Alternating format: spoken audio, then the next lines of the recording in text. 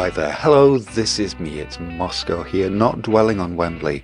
Wembley was long ago. It was the weekend. That's ancient history now, and that game just goes into our history along with all the other times that we've had bad times at Wembley. We'll probably have bad times there again. That's something to look forward to, isn't it? If you do want to relive what happened against Chelsea in the FA Cup semi-final, I wrote about it, and it's on Leedsista.com.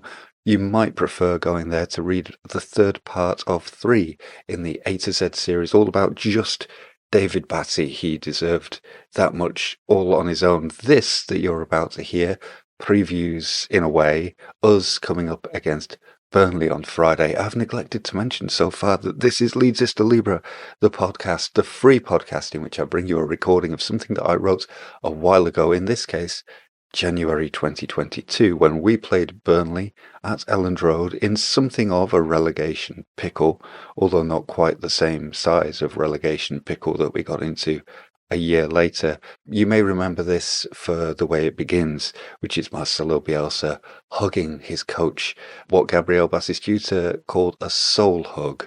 That's in this report as well, but I think it's always worth reiterating that Gabriel Batistuta described a hug from Bielsa as a soul hug. Lots of good things in this report from a Leeds United perspective. Don't worry too much about the things that came after it, very much like don't worry too much about the things that happened at Wembley. The things that are going to happen at Elland Road on Friday night will be phenomenal, and you will enjoy them, I hope. And I hope you enjoy this as well. Leedsista.com for more stuff, and stay here for this. There were no New Year's resolutions at Elland Road for 2022, unless you count the PA system amping up the latest versions of the same anarchy reigning here for more than a century. The faux celebrations punctuated by chucked bottles, speed-running kids clambering over barriers at full time, fans at the front of the South Stand hugging Stuart Dallas so hard we can never let him go, Marcelo Bielsa and his assistant Pablo Quiroga embracing in the chaos while Daniel James and Joffrey Gelhardt were knee-sliding after the decisive third goal. Bielsa's was the cuddle seen around the world, and in a pandemic that has driven so many people apart from each other, just looking at Quiroga in the grip of what Gabriel Batistuta once called Bielsa's soul hug hit different. What must Sean Dyche have been thinking? Last week the Burnley manager was bemoaning the phrase, player welfare. He remembered his random example from Frank Lampard Jr.'s day. He said, season after season, knocking out 60-odd games with England games on top. I don't remember too much about player welfare being spoken about then. He was worrying what the public might think about too much concern for the welfare of players who are very well looked after as it is. Remember what we are, professional footballers, he said. Now here were professional footballers and coaches cuddling. Hugs and squeezes are very nice until you imagine Dyche barking at you, they spread diseases, and the moment is gone. Leeds United resist all that. Dyche's Burnley did what they always do, trying to enforce their big grown-up idea of football as a test of aggressive masculinity that says what was good enough for Frank Lampard Jr. in the 2000s and Frank Lampard Sr. in the 1970s is good enough for now.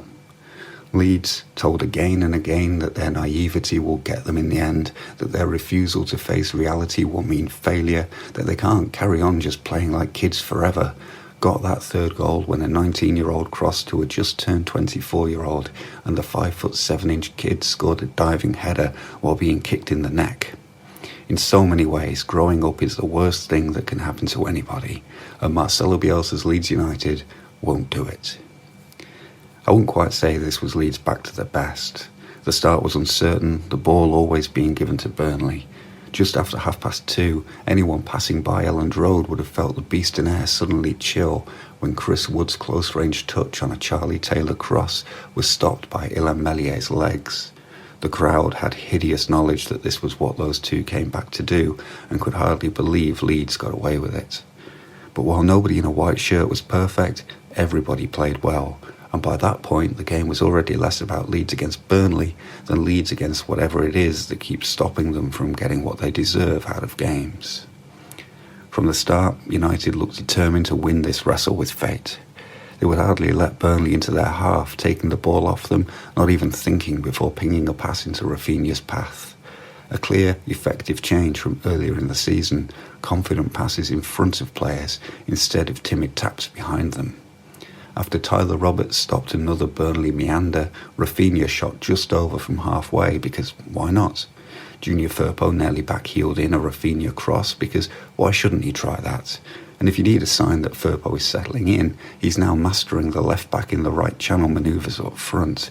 And he also blazed over from inside the penalty area on the left after Roberts' back heel put him through, another declaration for his Alioski inheritance.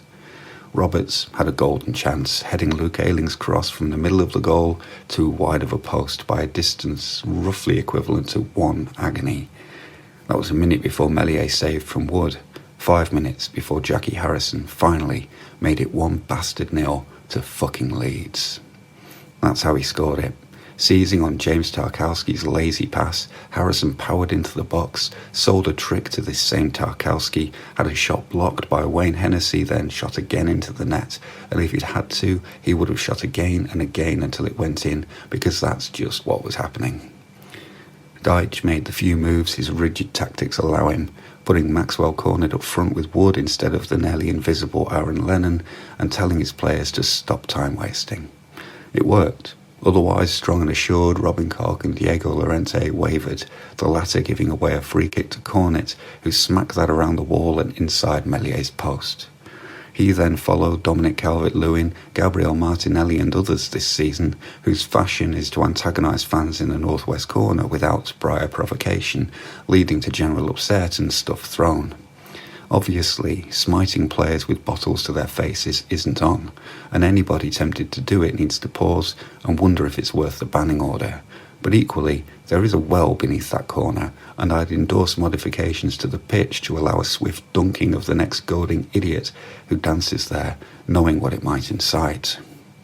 Anyway, 1-1, but nothing suggesting Leeds were done. Koch and Llorente sorted themselves out, and Gelhardt came on when Roberts was injured to transform the attack and the atmosphere. A lot of people think Joffy should start games, but is that worth losing the impact he can have on the mood of 36,000 people by jogging up the touchline and onto the pitch midway? James joined him, replacing Harrison, and United started going through rather than around, letting them to turn and chase rather than aiming for the touchlines to cross. James did cross, and at the back post Rafinha missed an open goal, but scoring came on time, Rafinha and Click taking a rapid short corner infield for Stuart Dallas to shoot and bury the ball, then burying himself in the front of the south stand to celebrate a goal in his 250th Leeds game. I'm not sure who was hugging who more, Dallas or the fans, or who needed that hug more, the fans or Dallas. It went on so long that Click, tired of watching, had to disentangle Dallas from the crowd, or he might still be there now. Again, Dyche cut the time wasting. Again, he changed his attack, opting for big men only, rather than one big man plus pace. In stoppage time, Leeds mocked all that. Click, too strong and too skillful for Burnley, releasing Gelhardt, the little lad, to cross for James, the littler lad, to dive a header like prime Lee Chapman from the days when that 6'2" striker shrugged off a broken face and a broken wrist to keep scoring goals until Leeds won the league.